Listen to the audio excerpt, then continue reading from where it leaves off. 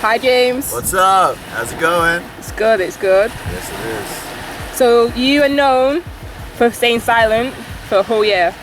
Correct. Yeah. What made you do that? Well, I had this idea that taking a 365-day vow of silence would be an awesome way to bring people to the cause, to the vegan movement, because it's interesting, it's intriguing, and you don't necessarily have to care about animals at all. So I thought, I'll take this vow of silence for a year. It's out there, it's wild, and I hope that will raise a lot of awareness. I thought it'd be cool. Then I also thought animals are voiceless, I'll be voiceless, that works too. But actually later I realized that they're not even voiceless. Now they have a voice, they use it when they cry in pain and they scream in terror. Just the problem is that most people aren't listening to their voice because they look different than us.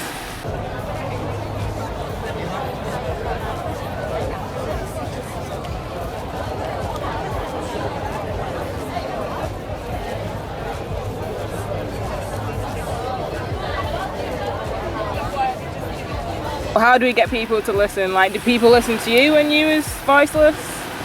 They did actually, surprisingly. Every person I came into contact with wanted to know, why aren't you speaking? And that gave me an opportunity to write down for them. I've taken a vow of silence to raise awareness for animals and promote peace over violence. How do we get people to think about it? I think the best way is to scratch out all of the objections and the myths and the lies that people believe. Because people believe that we can love some animals like dogs and dolphins and whales and then kill and eat other ones like pigs and cows and chickens and fish and not see that that doesn't really make sense. It's not consistent to be against animal cruelty to some animals but not others. And I think we need to teach people that if you love animals, which almost everyone does, then you can't pay people to mutilate and torture and kill them for you, because that's inconsistent too. And I think just by making these simple connections, if you love them, you can't kill and eat them, and helping people do that, and then also teaching people that, you know, a lot of people don't believe it's healthy. I didn't believe that you could be a healthy vegan, and just show them, you know, the world record holding strongman's vegan, the world record holding ultra marathoner's vegan, Mr. Universe is a vegan. There's so many thriving vegans out there, and you know, the largest study ever conducted between the relationship of health and nutrition stated that the optimal diet for the human body is a whole foods vegan diet, reducing a chance of all kinds of diseases. So there's a lot of myths that people believe. How do we get people to listen?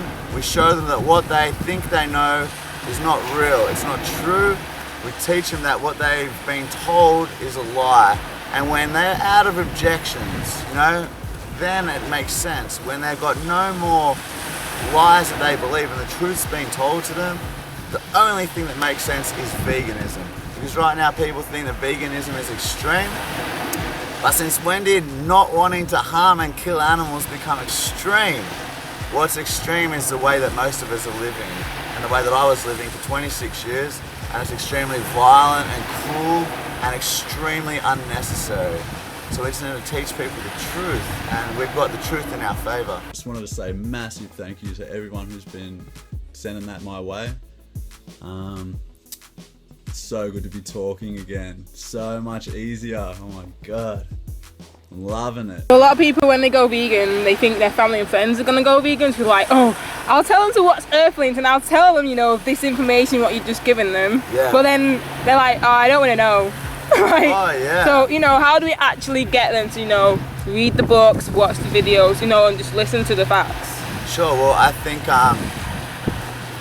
there's a lot of different ways. Some people are inspired by the health argument and how beneficial it can be to cut animal products from our diet. Some people love food and you can inspire them with the delicious vegan food, the burgers and the curries and the ice cream and the chocolate and the cake and whatever. Some people are inspired by the ethical argument in favour of animals, and you can get to them that way. Some people are inspired by the environmental argument because animal agriculture is a leading cause of deforestation, species extinction, habitat loss, ocean dead zones, greenhouse gas emissions. So different people are interested in different things. And we've got the vegan argument is in favour of all of those things. If you want a better world, if you want more peace, if you want more health, if you want delicious food, vegan has got you covered. I think we got to find out what people are passionate about, and help them with that. You know, talk about it in words that they're going to resonate with. And also just by describing it in the same way that we made the connection. Because there's nothing special about any vegan, you know, we're all just normal people. We're not specific religion, we don't love tofu necessarily, we don't even love animals necessarily. We're not necessarily highly intellectual or, I mean, anything like that. We only agree with one thing, that causing unnecessary harm to animals is wrong. And I think about 99% of people would agree with that. So just by teaching people that you have this belief already, I don't need to tell you that you should be against animal abuse. Everyone already is. All we need to teach people is that the way that they're living is so far out of alignment with that. It's running in the opposite direction. And to show them that, you know, this is important to us. We hate animal abuse. If we see it happen, we are over it. Like, we do something. It's so upsetting for us to see it. That's why people don't want to watch the documentaries and the movies. And by showing people, you care about this already, but you're not living anywhere near in alignment with it. But you can, and it's so easy to be vegan. And not only is it good for the animals and the planet, and the food's good and all that, but the benefits for ourselves, you know, we feel, when we live in alignment with our core values of peace and justice and respect for others, we feel more peace, we feel more compassionate to others, more understanding, more happiness, more joy, more confidence, more love, increased health. So many benefits for us too. There's so many reasons to be vegan. There's so many ways that people will be inspired to be vegan. Find out what resonates with them and just see it. I see it like this big puzzle. A person's got a puzzle. Some people have almost no pieces put in there and believe all the lies, all the myths, think the food's nothing more than tofu and lettuce. And then some people only need a little nudge and just to be told one thing, that humane slaughter is the biggest oxymoron in the human language, that there's no humane way to kill someone to live who wants to live. And there's no humane way to kill someone who wants to live. And just by that last piece fitting in, they go, boom, oh my God, veganism makes so much sense. So find out where they're at, ask them, what's stopping you from becoming vegan? What is it? And then help them along their way and help them raise their own awareness of what's happening and how good it can be, how good it is when they transition to become vegan. It's the best thing for ourselves, for the planet, and for our health. And the way to do this is to become vegan. I saw a YouTube video of you giving a talk to protesters who were protesting about can hunting. So where the lions were being like bred and then they're just being shot. Yeah. And I'm assuming the majority of them were meat eaters. So how did they react when you was like, okay, you care about lions, now come on, let's care about the other ones and go vegan? Like, did you get a good response? Well, I talk about that all the time, and I think it's a great opportunity to point out people's hypocrisy. They're at a canned lion march, ban canned lion hunting. And I said in that talk, that one that you watched, I said, okay, no one here's a canned lion hunter, great. And probably no one we're going to see in that whole march is going to be a canned lion hunter. But what about your own life? What are you contributing to in your own life? Are you paying people for foods, animal foods? Are you paying people for leather or wool or silk? Are you paying for products that have been tested on animals or contain animal pieces or products? Are you visiting places like SeaWorld or like other places like a circus that use animals for entertainment? What in your own life are you doing? Okay, you're not a canned lion hunter, fantastic. Do you consume animal products? Because the vast majority of animals that are suffering and that are being used and abused and slaughtered are for foods that are completely unnecessary. And almost everyone is complicit in that. So I asked them, great, you care about animals obviously, you don't want animals to be unnecessarily harmed. What are you doing in your own life? And the reception is often one of, oh, I never thought of it like that. I'd never really been told I need to be vegan if I want to be consistent. And that makes sense because I didn't know that either. I thought I could be a vegetarian and be doing enough. You know, I thought vegans were extreme, but vegetarianism is extremely cruel, violent towards animals as well. A very cruel and violent lifestyle. It's just a diet choice. Veganism is saying no to all animal exploitation, no to all animal use and abuse. It doesn't make sense to be kind to some animals and not others. And so by pointing out this hypocrisy, we can help people think more critically about their own life and hopefully make some changes. I think vegans shouldn't be putting so much time and energy into those campaigns, ban that type of cruelty, ban that type of cruelty, ban that type of cruelty. There's thousands of cruelties. We don't need to go through each and every one and make a rally for each and every one. If we promote veganism, a clear vegan message that makes sense, then that covers all of them. And instead of going, oh yeah, fur's really cruel, I'll just maybe buy more leather instead. It's like, no, all animal use is wrong. We don't need any of it. And to help people realize that veganism is so accessible and easy and makes so much sense, I think that's what vegans should be focusing on. Let the non-vegans promote those other campaigns if they want. Vegans need to unite in vegan campaigning, vegan messages, rather than just jumping onto all these single issue campaigns. Today we march for lions, and we will march loud and proud. But remember, other animals need our voice too. What do you think vegans can do to promote veganism and spread the word? Vegans can be creative in their activism. There's so many different ways that we can promote veganism. If you're a chef, cook amazing vegan food. If you want to open a cafe, open an amazing vegan cafe. If you're a painter, paint thought-provoking vegan art. If you're on the radio, drop in a few vegan bombs here and there, plant a few vegan seeds. If you're a writer, write articles about veganism. If you are an event planner, plan vegan events. If you're an interviewer, interview vegans. Whatever. I mean, if you're in a fashion, promote fashion labels that are vegan. There are just countless ways. Me personally, I like to do things that are out there so that people check it out. Like with the 365-day vow of silence, I knew that would get people in, whether they care about veganism or animals or not, because it's out there. Many people have heard of someone doing that before. So be creative in your activism. But there's so many things we can do. You can host documentary nights. You can, we do this thing a lot around Sydney where, and it happens all over the world, we didn't start it or anything, but where you ask people to come and watch a 4-minute video for $2 or for a vegan cupcake. That way they're getting the taste of vegan food, delicious. They're watching some animal agriculture that they feel is wrong. Then they can speak to someone about veganism straight after.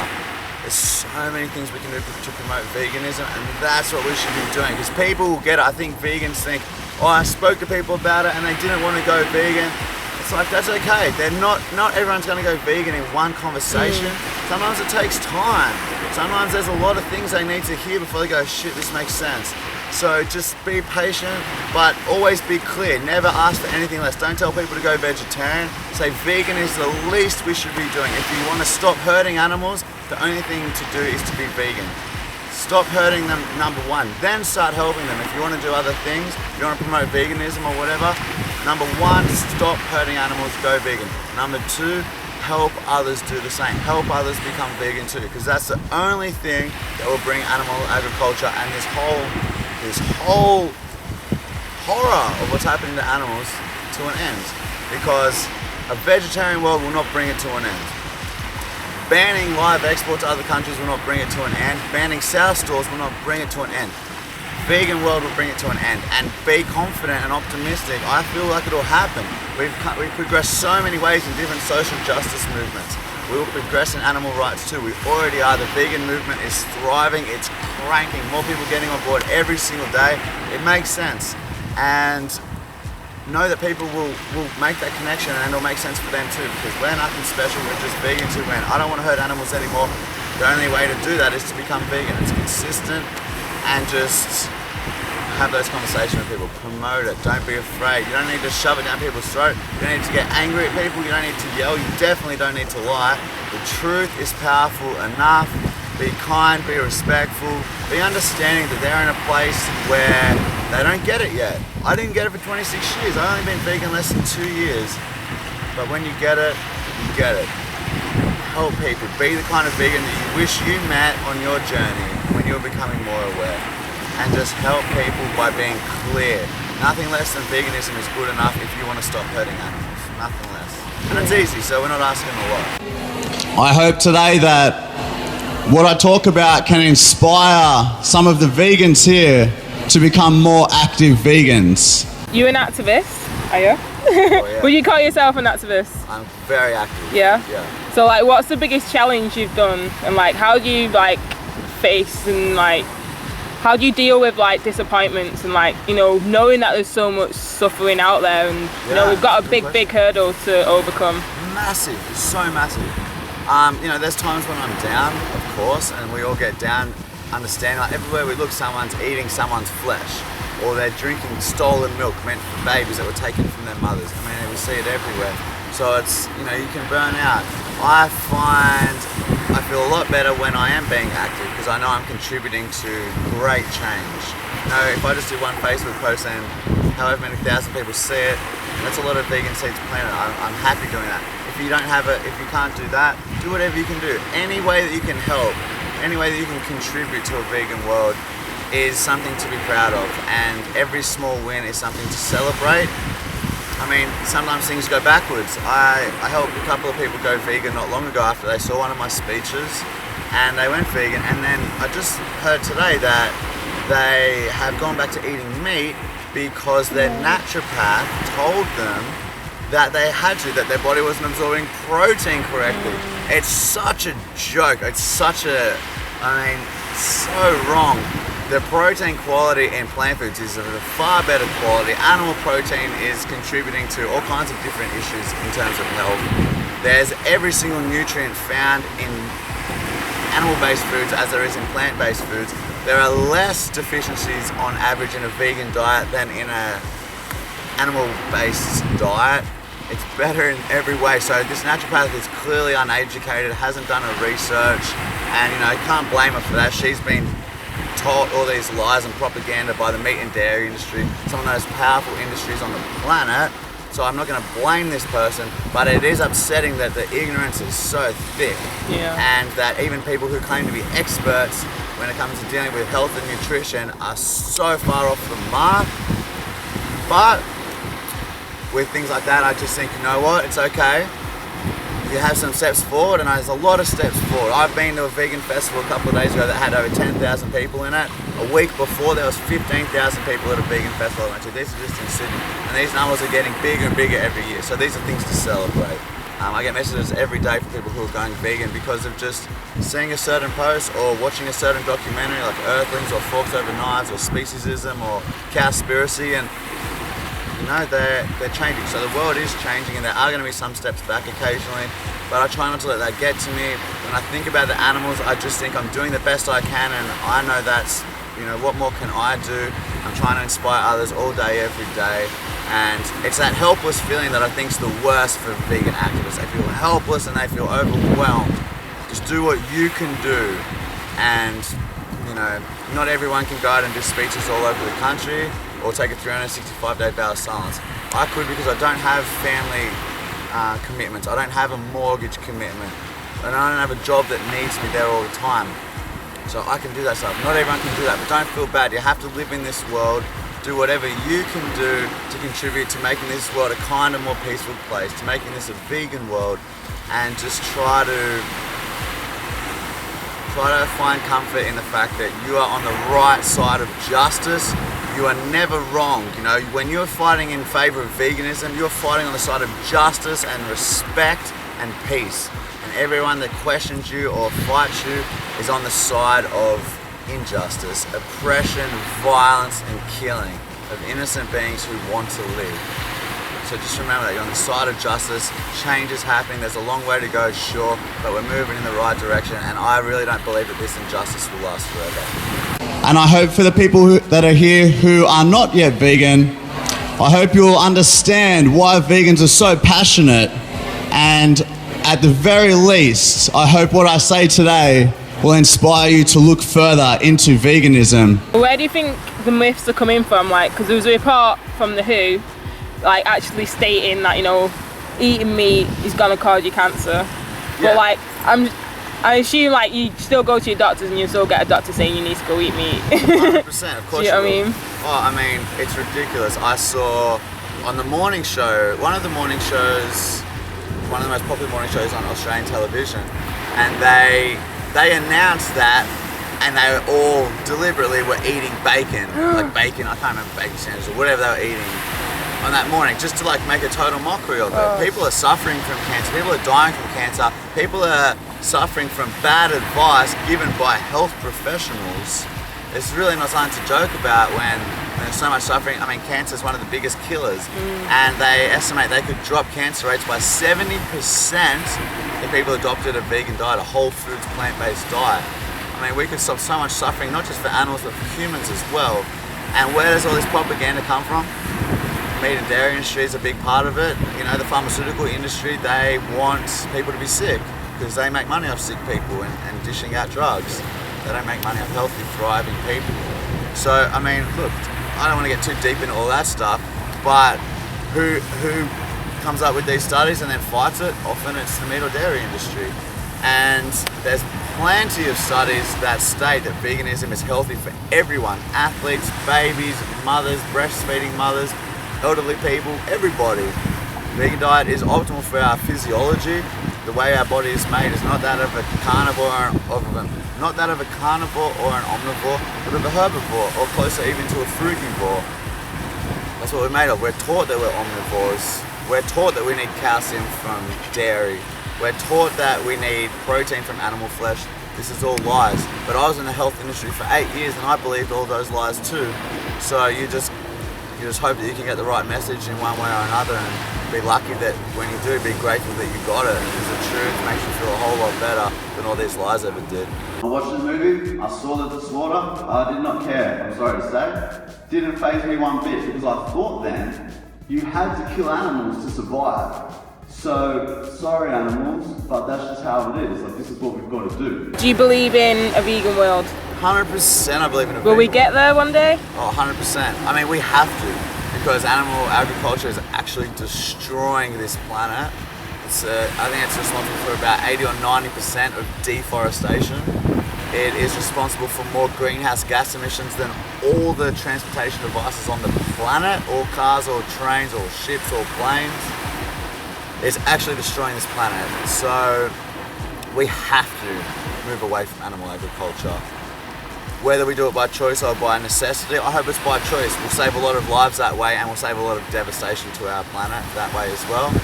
But I believe it will have to happen, and the more people become aware that there is another way to live, a vegan way, which doesn't contribute to 1.5 trillion innocent beings being slaughtered for foods and products we don't need every year, doesn't contribute to devastating health effects of humans, doesn't contribute to devastating environmental damage. People are going to be like, well, that makes a whole lot of sense. What? And the food's absolutely delicious, and I can eat every meal I used to eat, just a vegan version of it. Why aren't I vegan? That's the question to ask people. Why aren't you vegan? Because it's better in every way.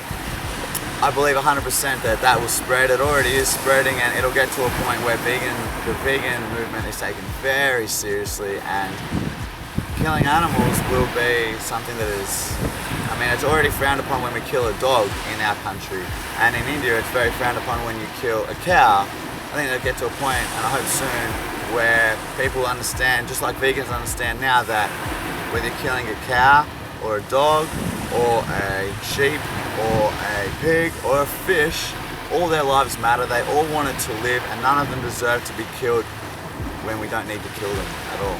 So I 100% believe in a vegan world, yes. Yeah. But on the second time, through the research and seeing all this cruelty, I thought, whoa, why are we doing this when we don't have to? Does a vegan world mean we care for animals and humans? Because a lot of vegans, well, there's an assumption that vegans just care about animals. So are vegans meant to care about humans as well? Well, vegans don't contribute to the unnecessary exploitation of animals, and that humans are animals too. You know, we shouldn't be harming humans to save animals, and we shouldn't be harming animals to save humans. You know, we should be looking after each other. We all deserve respect. We all deserve to be looked after, and to not be the property of someone else, to not be someone else's, used as someone else's machine, egg-laying machine or flesh-producing machine. And then in terms of humans, I mean, we have a long way to come with human rights in a lot of ways, in a lot of places in this world as well. It's all important, but the difference is that a lot of the stuff happening to humans, a lot of us don't have any contribution to that. We can go out of our way to help, 100%, and we can do something about it, yes. But am I directly responsible for those things that are happening? No. Are most people directly responsible for the injustices that are happening to humans? No. But when it comes to non-human animals, when it comes to pigs and cows and chickens and fish, it is up to us. It is our responsibility. It is because of our choices. We make a choice 3 times a day with our food. What are we going to eat? Or who are we going to eat? Are we going to choose foods of kindness and respect to animals, or foods of oppression and violence towards animals? This is because of us, and it will only end when our choices change. Gandhi said, be the change you wish to see in the world. We have to be the change. It has to be because of our choices, not tell someone else make a vegan world and we don't go vegan. Not tell someone else to stop animal cruelty and we still contribute to it by our choices. That makes no sense. When it comes to the vegan world and when it comes to what's happening to animals, it is on us. 100% solely lies on us. Creating the demand, which in turn brings the supply, or not creating that demand for animal products, for animal violence and killing. That's on us. So first and foremost, we can look at our own lives and make those changes, which is very easy to do. And one person does make a difference. And together, we change the world. And that's how it's done. I think it helps a lot to remember that we weren't always vegan, and it's not about being high and mighty or about talking down to people. It's about trying to lift people up. There's a lot more females than males who are vegan. Why do you think that is? And how can we encourage males to go vegan? That is a great question. I don't know. In a lot of ways, sometimes women are more brave, I think. Well, they're doing it. How do I say this? Men have this stereotype around, we have to be manly, we have to eat meat like a caveman or something.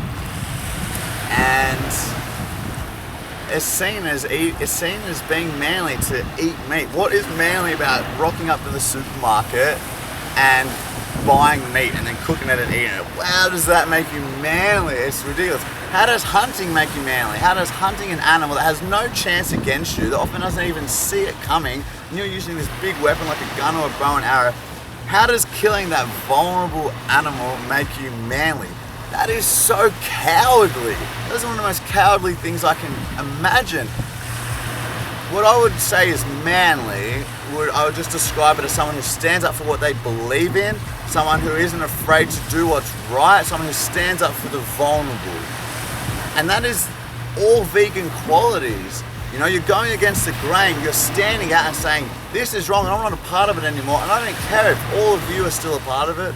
I'm not doing that, and I'm standing up for the vulnerable victims of these choices because they can't do it themselves. I'm standing up for them, being a voice for them, because they can't do it themselves.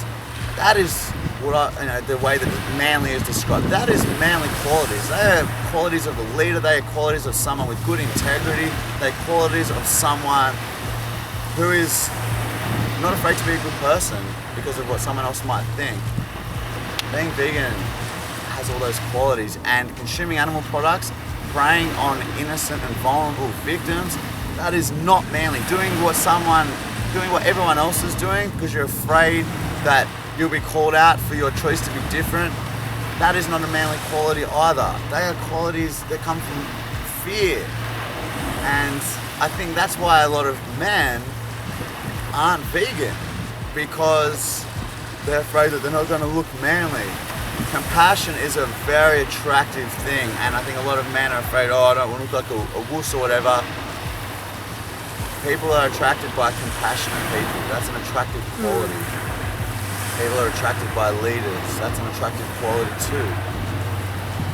And I guess as well, perhaps, I mean, this might be a generalization, but I think personally in my own experience that women are more sensitive to the suffering of others, and they're perhaps more caring in a lot of ways, and they see it and it affects them more powerfully.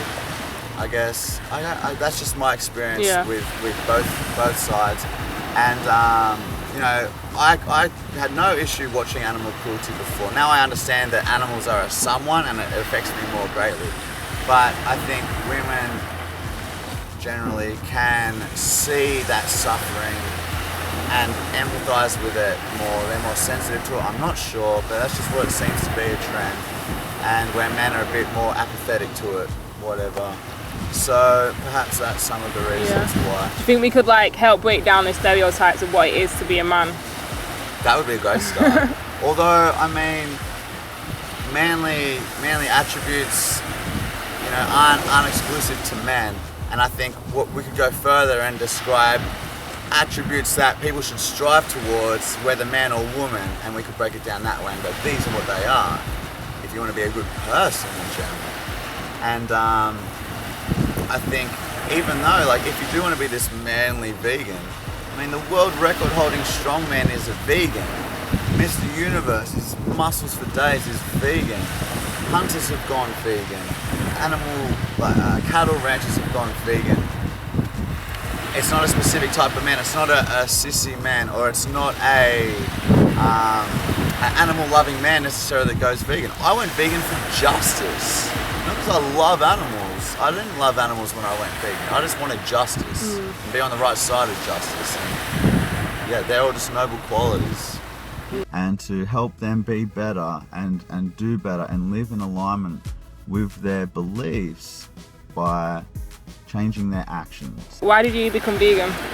I was told by someone that eating animals is bad karma, and I thought, well, I don't want bad karma for myself, so perhaps there's something to that. I really respected this person, and I looked at the health benefits because I had always thought that there's no such thing as a healthy vegetarian. When I looked into it, being in the health industry, I was blown away by all the health benefits. You know, reducing your chances of getting heart disease, cancer, obesity, osteoporosis, diabetes, so many diseases that can be reduced, prevented, and even reversed by consuming a whole foods plant-based diet or a vegan diet. And so I was intrigued by it, and I became vegetarian for health. And then I learned what happens to animals, and I became vegetarian for animals. I thought, okay, I never really cared about animals before at all. But if we don't need to kill them to survive and thrive, what are we doing this to them for? And I decided, I'm not okay with this. I don't really care about animals, but I know something is wrong when I see it. I know violence and cruelty and unnecessary pain and suffering when I see it. And that's not the kind of peaceful, respectful person that I strive to be and pride myself on being most of the time. So I'm out, and I stayed vegetarian for the animals. I didn't understand about the cruelty involved in dairy and eggs, which is at least as cruel as what happens in the meat industry. And when I did learn that it's not just about being vegetarian, I mean, it's about all the ways that animals are used by humans and exploited. And I decided, well, to live in consistency with my stance that animal cruelty and animal use is wrong, then I need to become vegan. And soon later, I became vegan, and I just made a decision on the day. I'm like, from this day on, I'm vegan. I'm not going to have any blowouts anymore, go vegan for 3 weeks and then binge on ice cream. I started forcing myself to think of the victims when I consume those products. And then I decided, you know what, I don't want this product of violence inside of me anymore, creating my body. I don't want that anymore. I know the negative health effects of it. I don't want that in my body anymore. And I no longer want to consume this and contribute to this. And I'm going to go vegan from this day forward. And that's how I did. I just made a conscious decision from this day forward, no more animal products. So I just see it, and even if there was nothing else to eat, I'd have white rice. Even if there was nothing else, no other toothpaste to buy, I just wouldn't buy it till I'd find some toothpaste that was vegan. And I just do the best I can. You can't be perfect. We live in a world where harm is caused. You know, you walk on the grass, you're probably going to step on some ants. Does that mean you don't go for a walk on the grass? No, you do the best you can do. the roads, they have animal products in the actual roads. Does that mean you don't drive on the road?